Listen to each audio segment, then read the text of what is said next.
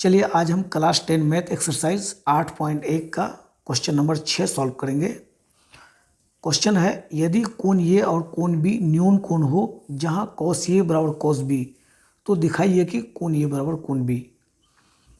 तो कोण ए और कोण बी न्यून कोण है। सबसे पहले हम ये समकोण त्रिभुज बना लेंगे। ये दो कोण न्यून कोण है, यानी 90 डिग्री से कम वाले कोण को हम न्यून कोण कहते हैं। तो ये दोनों न्यून कोण है। तो ये और बी चूँकि न्यून कोण है, इसलिए हम यहाँ पर ये मान लेते हैं और यहाँ पर बी, क्योंकि ये दोनों न्यून कोण है, क्वेश्चन में ही दिया हुआ है।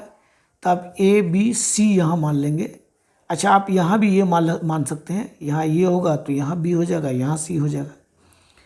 अब इस प्रकार हम क्या देखते हैं कि सी के सामने की भुजा कर्ण ये हाइपोटेन्यूस है और ये की सामने की भुजा बी सी है और बी के सामने की भुजा ए सी है।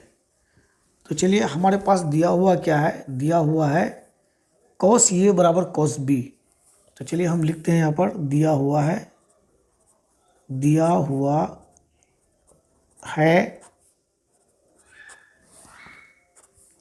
cos ए बराबर cos बी। चलिए ये दिया हुआ है।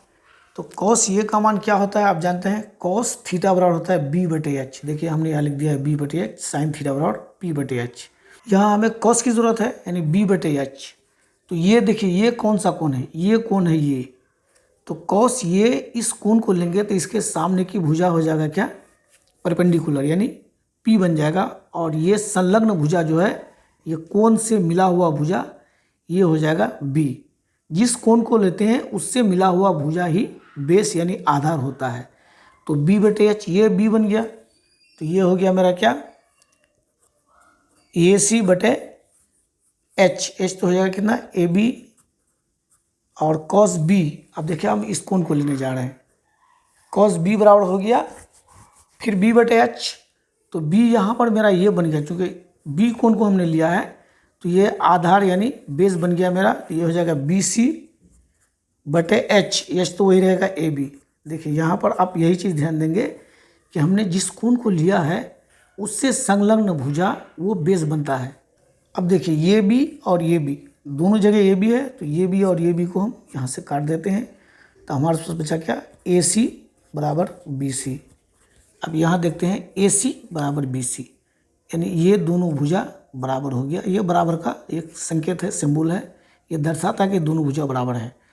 तो ये दोनों भुजा जब बराबर हो जाएगा तो बराबर भुजा के सामने का कोण हमेशा बराबर होता है, यानी समान भुजा का सम्मुख कोण समान होता है। यहाँ हम लिख देते हैं, आप याद रखेंगे, समान भुजाओं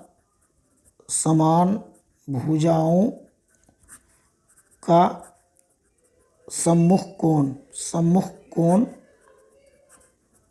बराबर होता है। ये आप नहीं जानते हैं तो इसको याद रख लेंगे, बराबर होता है। अब देखिए ये सी बराबर बी सी है, तो ये सी के सामने का कोण बी हो जाएगा। तो यहाँ हम लिख देते हैं कोण बी बराबर बी सी। बी सी के सामने का कोण, ये देखिए बी सी, इसके सामने का कोण ये हो जाएगा, कोण ये। देखिए कोण ये बराबर कोण ये बी, इसी को आप कोण ये बराबर कोण बी लिख सकते हैं उल्टा करके। यही हमें सिद्ध करना था, ये सिद्ध हो गया।